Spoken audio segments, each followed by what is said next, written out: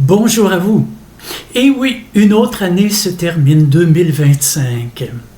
Et on annonce partout que 2026, ça va être pire. Hein? Les médias ne cessent pas à tous les jours de vous dire que faites attention, 2026, vous allez payer plus, vous allez plus tomber malade et tout va aller mal, tout le temps. Et pour ça, bien, quotidiennement, ils vous donneront de mauvaises nouvelles.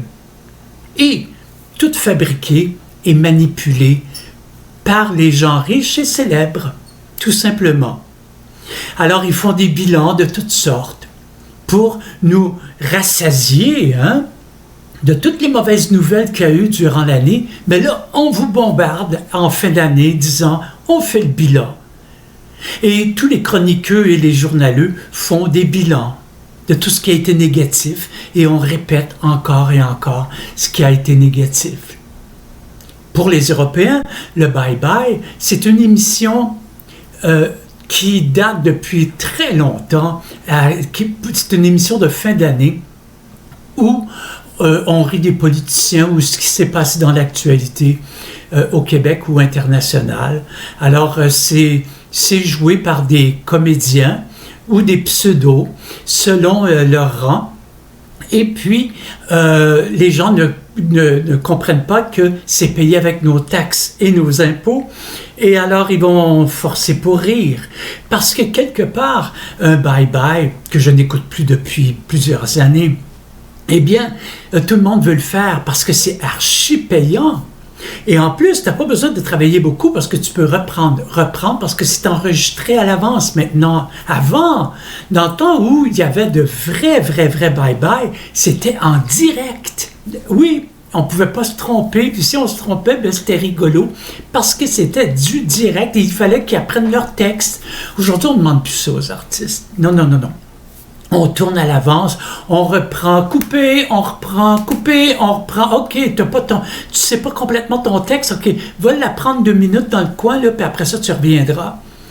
Mais, c'est à savoir les salaires qu'ils touchent, ces gens-là. Oh, madame, monsieur, si vous saviez combien les comédiens touchent de salaire pour faire ce qu'ils font, eh bien, vous allez vous retrouver à l'urgence. Oui, parce que vous allez avoir besoin d'un psychiatre. Bien, en plus, c'est qu'ils font très peu, les comédiens. Pourquoi? Qui travaille le plus dans les bye-bye? Ceux qui font le maquillage et les habilleurs. Oui, ils font tellement de travail que la personne ressemble au personnage qu'ils veulent. Alors, il reste juste à imiter le texte un petit peu. Ça ne demande pas beaucoup de talent. Et c'est pour ça que c'est toujours les mêmes qu'on voit à chaque année, parce qu'ils savent que c'est archi payant faire le bye-bye. C'est pour ça qu'ils veulent tous le faire. Alors c'est ça va être l'émission de fin d'année, encore une fois, pour essayer de faire rire les gens qui payent de leurs taxes et leurs impôts, ces gens-là, pour leur faire croire que c'est rigolo. Oui, tout devient rigolo. C'est drôle, mais par contre, dans les bye-bye, on ne nous dira jamais que lors de la COV, on a laissé tomber nos vieux, on les a laissés mourir, puis qu'il n'y a pas eu d'enquête. L'enquête avait été promise par le premier ministre du Québec, mais finalement, pourquoi aller creuser là-dedans? On a laissé tomber des vieux, morts toutes seuls, sans médicaments, sans bouffe. Bref, tout ça pour vous dire que c'est ça, on s'amuse comme ça, mais on ne va pas trop loin. Pourquoi? Parce que les textes sont révisés par les dirigeants de Radio-Canada.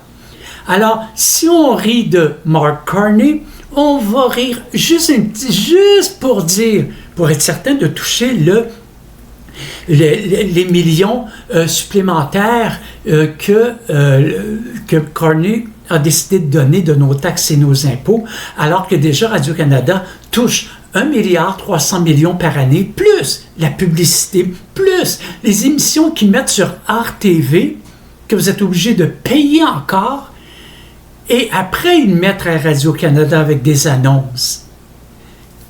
Tout ça pour vous dire qu'on se fait fourrer à l'année, et moi je peux vous en faire un bilan. 2025 a été difficile selon qui vous êtes, où vous travaillez et le syndicat qui vous représente. Sinon, autrement, eh bien, ça va être une année 2026 un peu comme les autres, c'est-à-dire que vous allez essayer de vous en sortir du mieux possible avec ce que vous possédez, avec ce que vous avez. Mais il y a une chose par contre qu'on ne peut pas mettre de côté, c'est la spiritualité. Ce n'est que en spiritualité qu'on peut vraiment amoindrir toutes les sottises internationales, mondiales et tout ce que nos gouvernements nous servent à travers le monde. Alors voilà, si je voulais vous souhaiter une belle année 2026. Vous y avez droit. C'est selon ce que vous allez en faire. C'est selon votre perception des choses. C'est toujours la base même. On parle souvent, le moment présent, c'est cucu, c'est vieillot. Eh bien non, c'est dans le moment présent qu'on peut voir à une vie spirituelle. Et c'est dans le moment présent qu'on s'aperçoit que on achète parfois, moi j'ai pas assez de temps là, il faut avoir les moyens aussi, mais d'acheter pour rien, pour pouvoir posséder seulement. Alors, il faut en arriver à dépasser tout ça et ne pas se faire influencer trop rapidement par les médias qui conservent un appât privilégié sur les personnes les plus fragiles de nos sociétés.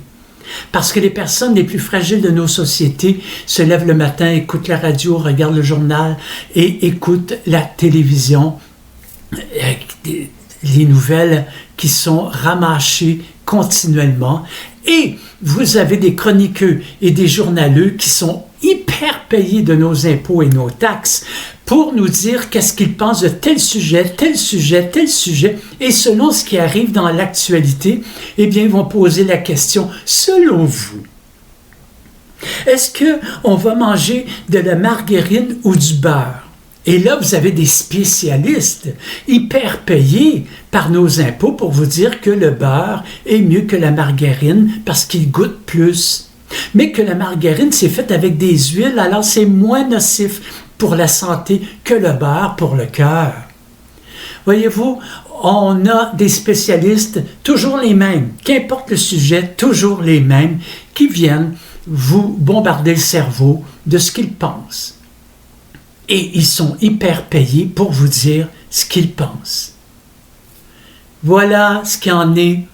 Il n'y aura pas de grands changements entre 2025 et 2026. On va encore vous fourrer financièrement. On va vous bourrer le cerveau.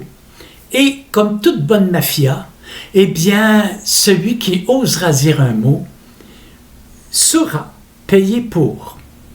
C'est comme ça. On ne peut pas s'en sortir, c'est comme ça. Pourquoi on ne peut pas s'en sortir?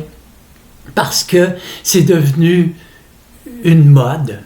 C'est-à-dire que, voyez-vous, pour Noël, Trump a insulté des gens. Zelensky, il a dit « Ah, faudrait que Poutine meure. » À Noël, ça. Et Trump, il a fait bombarder le Nigeria. À Noël. C'est devenu relativement maintenant normal que d'envoyer chier les gens, n'importe qui. On les envoie chier, et puis même si on est président ou premier ministre, on est psychopathe, c'est pas grave, les gens vont nous aimer pareil. C'est ça qui est fantastique. Et si vous faites des vidéos comme moi, j'ai fait pendant 6 ans, dont l'Avent et Noël, qui a sauvé des gens, eh bien là, l'algorithme va y voir. Pour pas qu'il y ait trop de gens qui voient vos vidéos. Pourquoi? Parce que moi, je ne mets pas de publicité sur mes vidéos. Alors, l'algorithme, YouTube, ils savent. Alors, c'est tout amoindri. J'ai même des abonnés c'est pas des blagues, là. Cette année, pour la 6e année consécutive, c'était l'Avent et Noël, j'ai fait, eh bien, j'ai des abonnés qui ont découvert mes vidéos de l'Avent et de Noël le 24 décembre, le spécial du 24 décembre. Parce que YouTube garde mort ces vidéos parce qu'ils ne veulent pas que les bonnes nouvelles circulent. Et si c'est pour aider ton prochain, non, non, non. La business avant, c'est-à-dire la pub.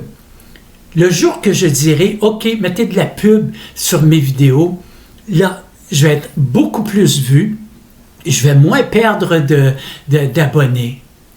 Et cette année, parce que j'ai fait la 6e année consécutive de l'Avent et de Noël, j'ai perdu 220 abonnés qui n'aiment pas Noël.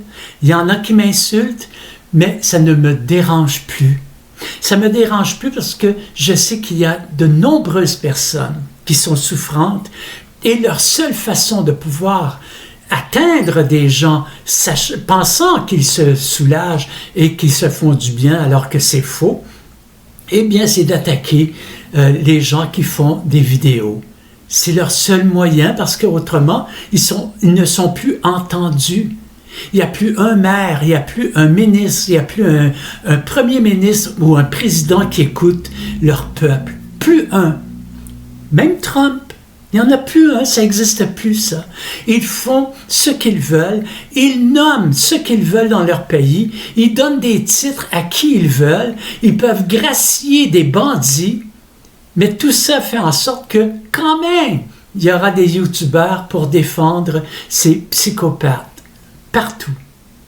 Alors, c'est ça. En gros, je vous ai fait mon bilan. Mais je vous souhaite une très belle année 2026. Sérieusement, je vous souhaite une belle année. Beaucoup de bonne santé. Car c'est vrai, en vieillissant, sans la santé, on ne peut même pas penser de lire, conscientiser ou vraiment avoir une portée spirituelle. Prenez soin de vous. À chacune et chacun de vous, je vous souhaite une très belle année 2026. Et ne croyez pas tout ce qu'on vous dit quotidiennement en vous disant que ça va être pire que 2025. Ça va être pire si vous voulez que ça soit pire. Et embarquez dans toute cette merde mondialiste et médiatique. Prenez soin de vous. Bonne et heureuse année 2026. Et n'oubliez pas de vous aimer et d'aimer votre prochain. À chacune et chacun de vous, que la vie soit bonne et toute douce avec vous. Salut.